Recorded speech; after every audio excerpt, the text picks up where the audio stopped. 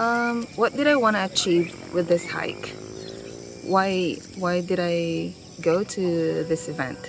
Um, Actually, I wanted to be out of my shell. I'm an introvert, and so now with this hike, I messaged other people that I don't know, which is really that's coming out of the comfort zone for me. So I did that, and now I'm with a bunch of people, totally, total strangers to me, and they are from Iloilo, not even from Bacolod. So I think that is what I wanted to achieve.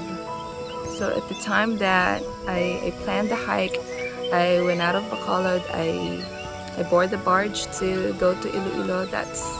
I have already achieved something that I wanted even before the hike.